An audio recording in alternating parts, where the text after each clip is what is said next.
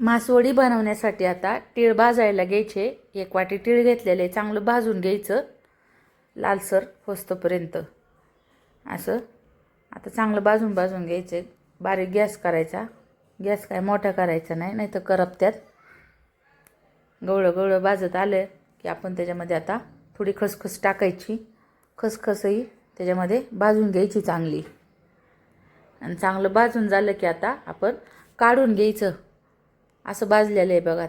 आता काढून घेतलेलं आहे. आणि त्याच्यामध्येच त्या कढईमध्ये आता खोबरंही भाजायला टाकले. 1 वाटी खिसून घ्यायचं.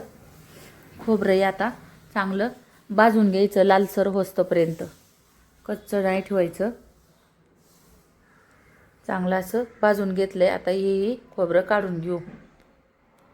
आणि त्याच कढईमध्ये आता आपण 2 कांदे उभे कापून घेतल्यात, ते भाजायला टाकू चांगले. आता चांगले भाजून झाले की थोडे तेल टाकायचं. चांगला गुलाबी होस्तपर्यंत आपण भाजून घेणार आहे. थोडंसं तेल टाकायचं. जास्तही तेल नाही टाकायचं. कांदा चांगला गुलाबी कलर येतोपर्यंत भाजून घ्यायचा. असा कलर आलेला आहे. आता चांगला भाजून घ्यायचा. कच्चा कांदा ठेवायचा नाही. चांगला कांदा भाजून घेतलेला आहे. त्याच्यातच आपण लसूणही घेतलेला आहे. लसूणही चांगला आता त्यात भाजून घ्यायचा, म्हणजे कच्चं लागत नाही. लसूणही भाजून झालाय. आता तिळंती वाटून घ्यायचं. जास्तही बारीक करायचं नाही. खोबरंही घेतलंय, थोडंसं मोठं वाटायचं. असं वाटून घेतलेलं आहे. आता काढून घ्यायचं.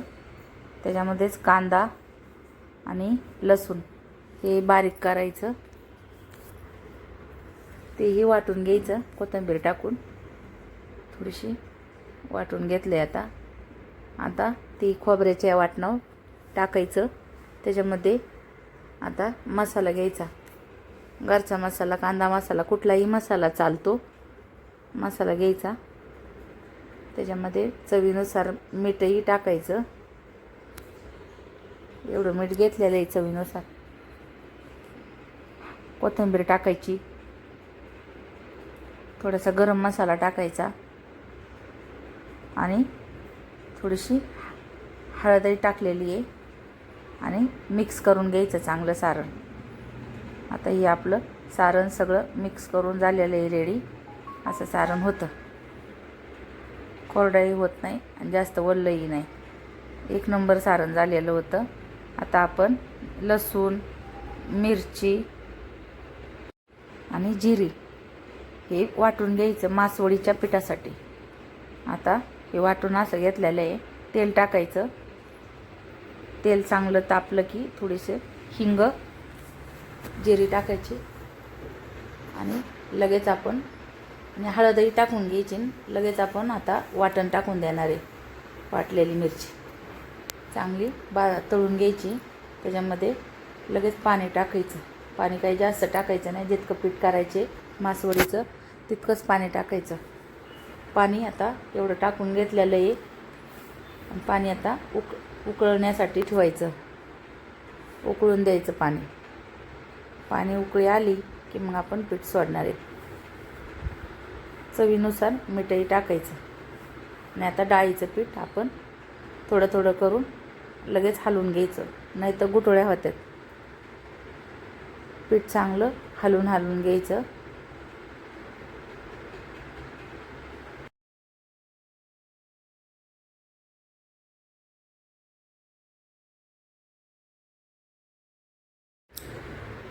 झाकण ठेवायचं 2-3 मिनटं पीठ शिजण्यासाठी.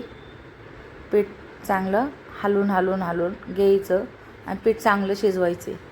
कच्चं पीठ ठेवायचं नाही. आणि आता पीठ चांगलं शिजलेलं आहे. आता थापून घ्यायचं आपल्याला चांगलं मळून. पीठ असं लई पातळ करायचं नाही. असं झालेलं आहे पीठ. आता आपण थापून घेणार आहे मासवडीसाठी. वरचा कवर मासवडीचा असतो ह्या. आणि आतमध्ये सारण भरायचं. असं सारणही भरपूर घालायचं, म्हणजे मासवडी खायला छान लागते. पीठ लागत नाही. भरपूर सारण लावायचं. आणि आता थापून घ्यायचं चांगलं मासवडीचं सारणसुद्धा, म्हणजे निघत नाही. दाबून दाबून भरपूर लावलेलं आहे सारण.